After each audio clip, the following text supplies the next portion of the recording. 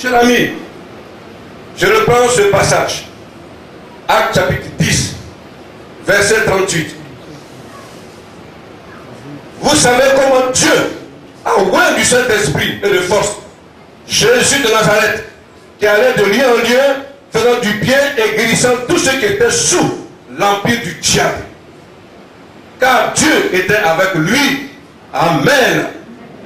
Donc Jésus est venu pour faire quoi?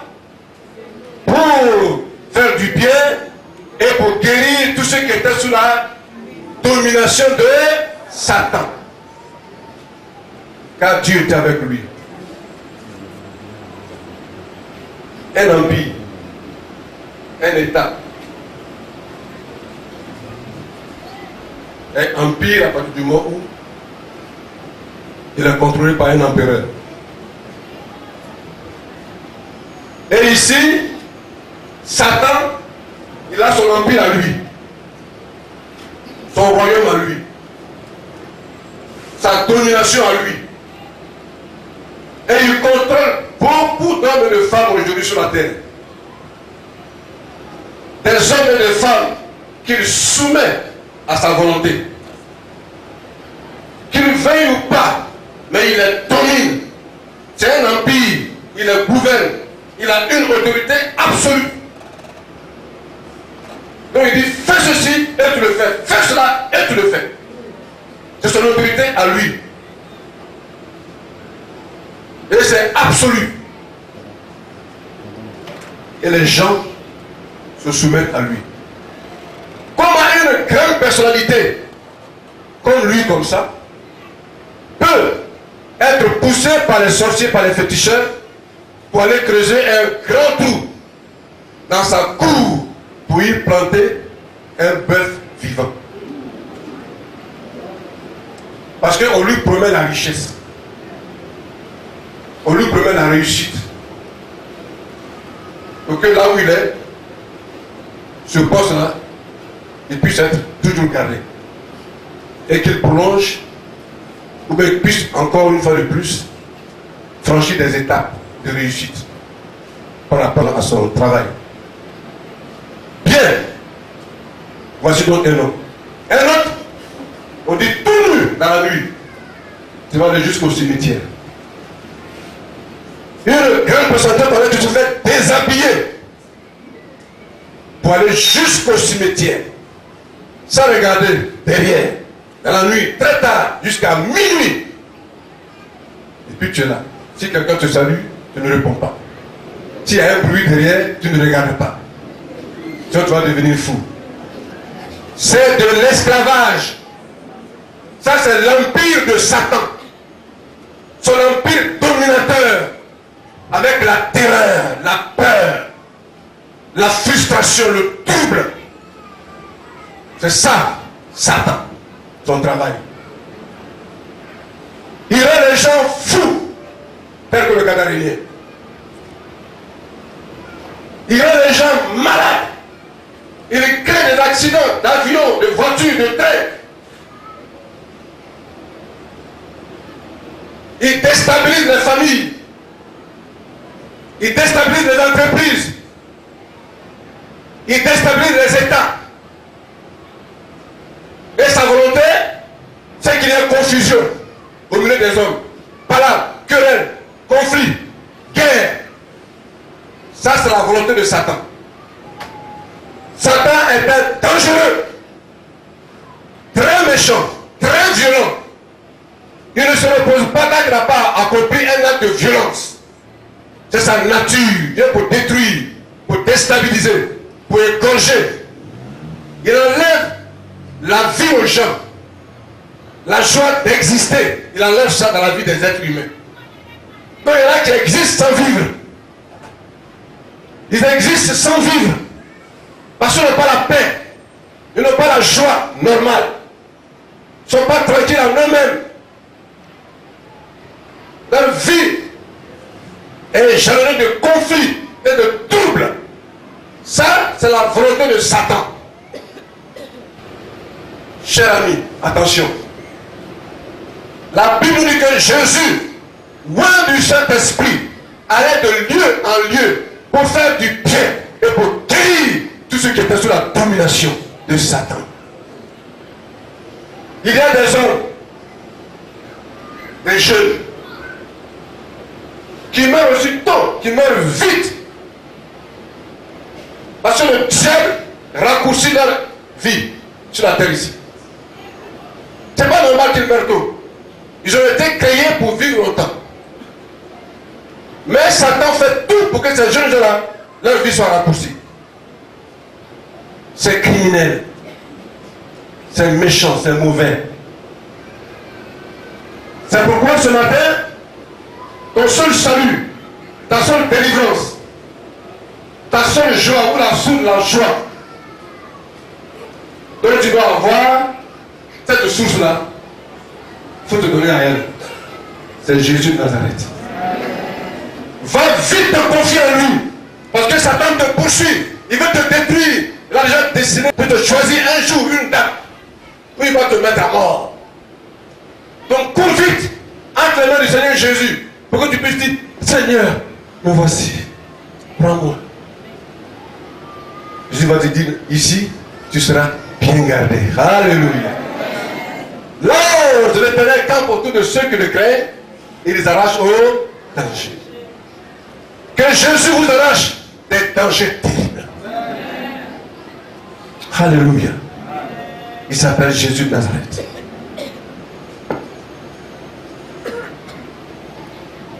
Donc, chers amis, ne soyons plus esclaves de Satan.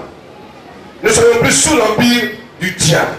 Parce que selon Romains chapitre 6, verset 5-6, il est écrit, en effet, si nous sommes devenus une même plante avec lui, par la conformité à sa mort, nous le serons aussi par la conformité à sa résurrection.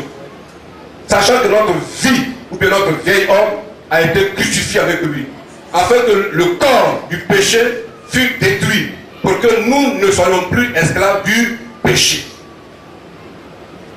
Nous sommes tous en conformité avec sa mort. C'est-à-dire, on est mort ensemble avec lui. Et ensemble, on est ressuscité avec Jésus. C'est pourquoi le péché doit être détruit pour que nous ne soyons plus esclaves du péché. Donc quand on est mort avec Christ, on a laissé là-bas la mort, on y a laissé le péché, on y a laissé l'iniquité, on y a laissé la désobéissance et on est revenu avec Jésus. Vous êtes une nouvelle créature. Au verset 11, toujours de Romains 6.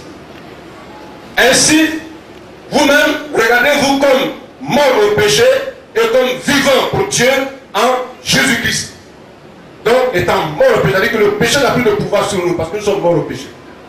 Quand quelqu'un est mort, s'il est un grand buveur, la boisson n'a plus de pouvoir sur lui. S'il est un grand coureur de femmes, les femmes n'ont plus de pouvoir sur lui. Il est là quand il est couché, il ne peut plus se lever. Il est inerte.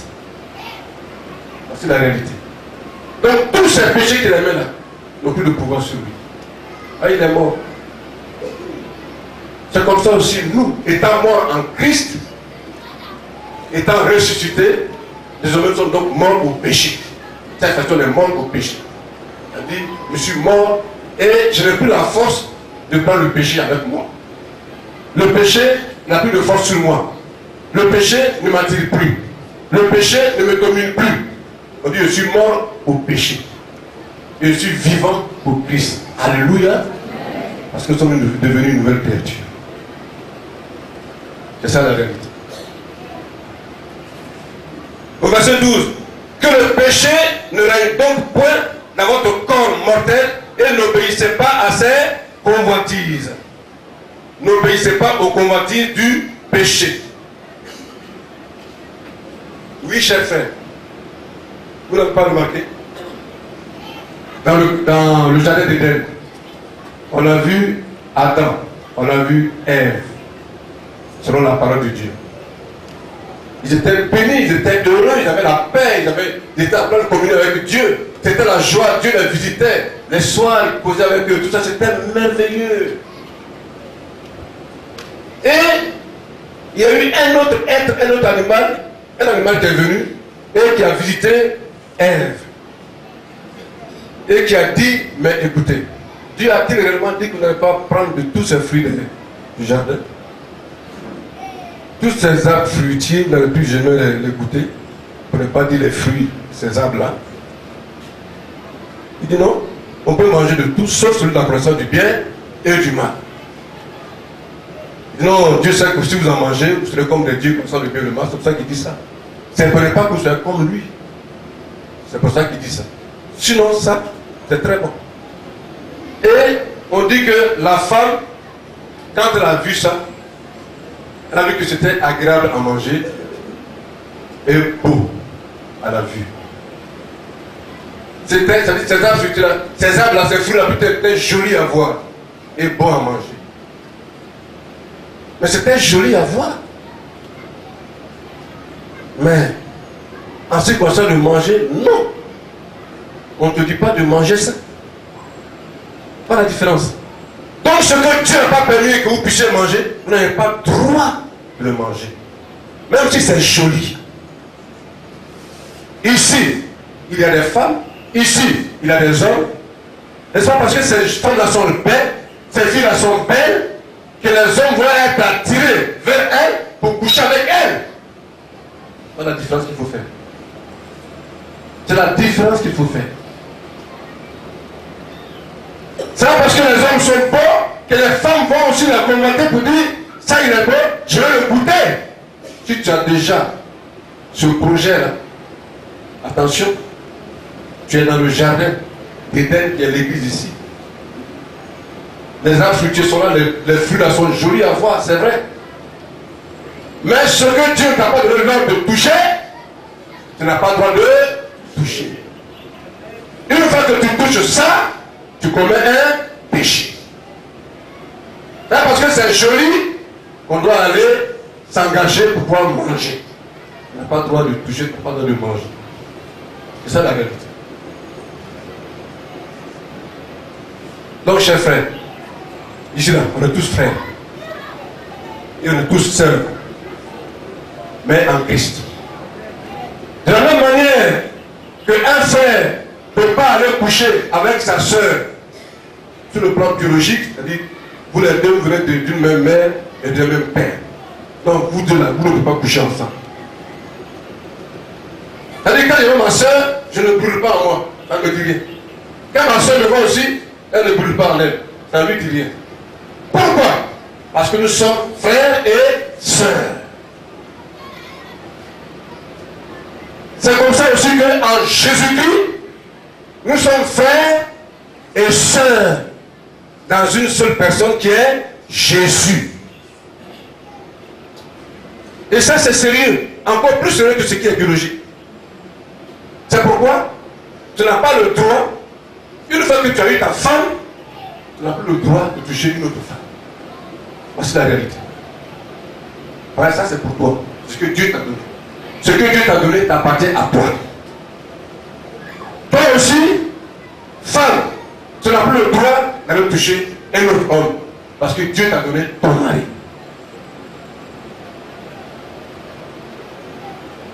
Voici la vérité. L'homme quittera son père et sa mère, s'attachera à sa femme, et les deux deviendront une seule chair. C'est les deux. Ce n'est pas les trois. Ce n'est pas les quatre.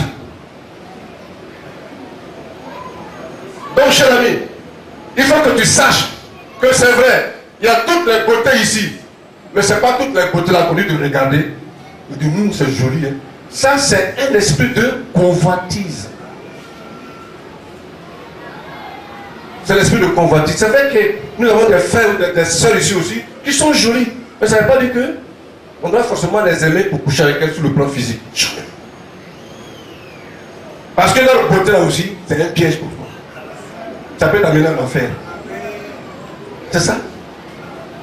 La beauté de l'homme, la beauté de la femme, si tu ne fais pas attention, ça peut te mener en enfer. C'est pourquoi, chers frères, ne faites pas votre publicité physique. Pour que vous puissiez montrer, si ce sont les soeurs là, pour faire Aoulaba ici. Les danses façon Aoulaba, façon. Pour remuer ou on ne peut pas remuer. Faites attention. Parce que vous pouvez faire ça pour attirer les garçons vers vous. Or, dans l'église, il y a des gens qui sont faibles. Il y a des gens qui sont faibles. Et en faisant ça, vous les attirez pour dire voilà, me voici, si tu me veux. Vous faites votre publicité. Au lieu de faire la publicité de Jésus, vous faites votre publicité. Et vous vous montrez. Et les gens regardent. Et leur disent, hey, Seigneur, merci pour ces belles créatures-là. Au lieu de se livrer au péché dans le monde, vis-à-vis des personnalités, vis-à-vis des jeunes gens dans le quartier, tout ça, ces jeunes gens-là se livrent à Jésus-Christ, que ton nom soit béni. Donc quand tu vois la sœur, tu bénis Dieu. Quand tu vois le frère, tu bénis Dieu. Parce que le sang de Christ est entre vous deux. Le jour où je vais me marier à celle-là, mes parents disent, ah, c'est ton allié. Attention, il ne faut pas la marier. Hein. Sinon, c'est dangereux. Il dit, en quoi c'est dangereux?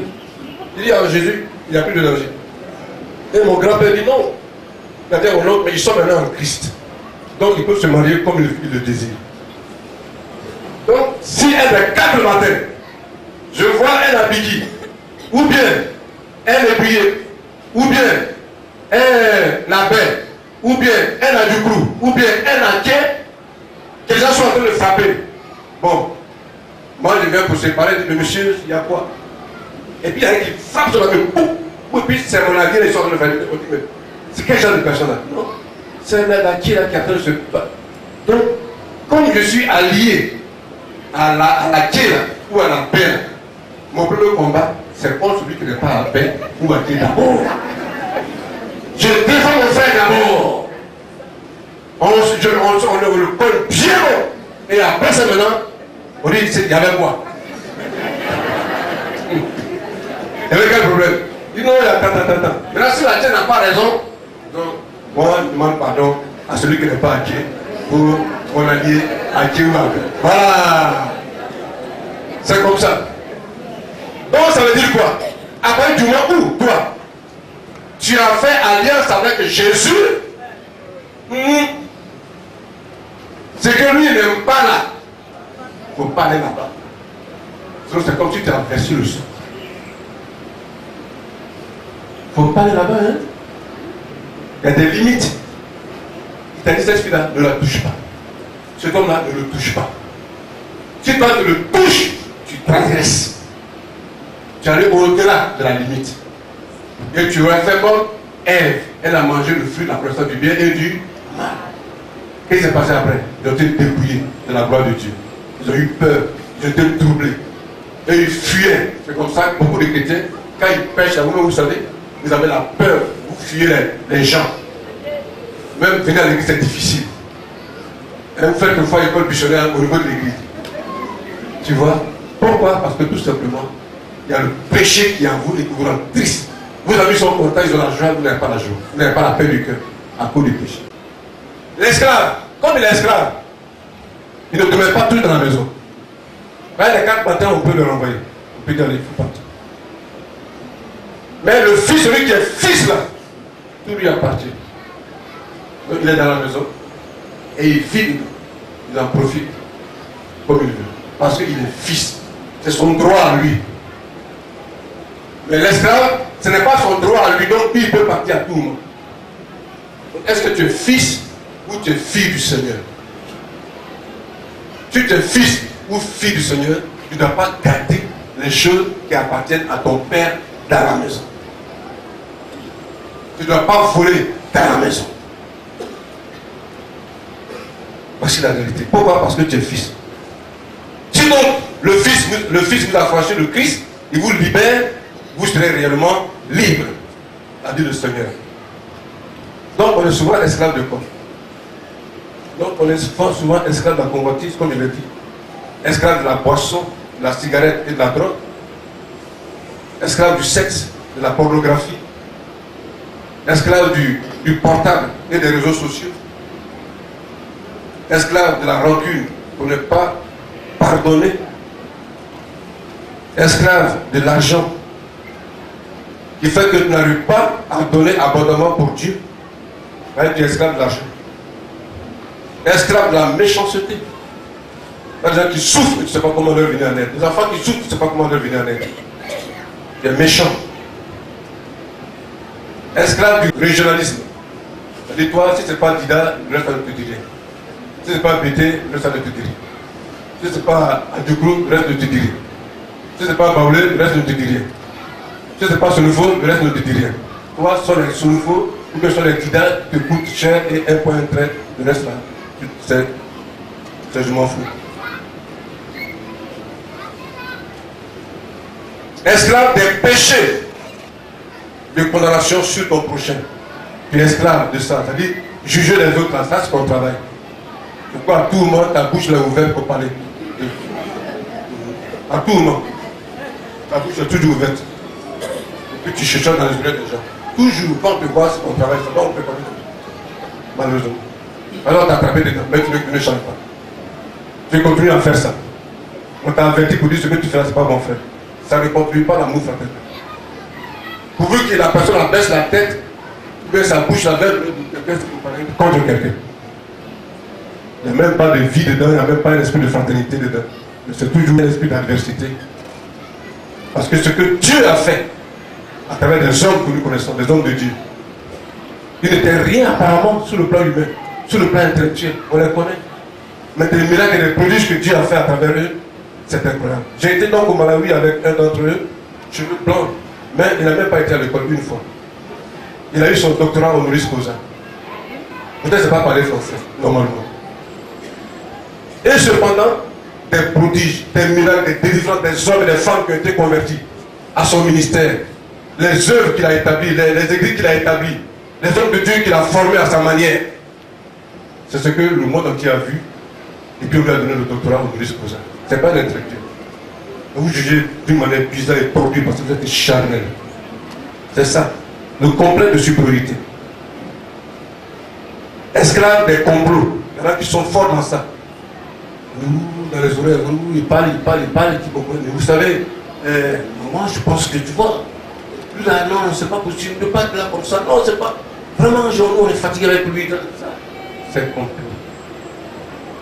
Ce sont des complots. Dieu a dit, s'il y a des complots, moi je ne suis pas dedans. Quand Isaïe, il y a des complots, je ne suis pas dedans. Ce sont des gens poussés par Satan. Ils sont sous la domination de l'ennemi. Parce que l'ennemi, il aime diviser. Il a fait complot au ciel. Le cheveu protecteur, il a fait complot. Donc sur la terre ici, il y a des gens qu'il met en place dans les églises même pour faire des complots. Donc ce sont les fils du diable, bien qu'ils soient dans l'église. Mais ils sont très dangereux.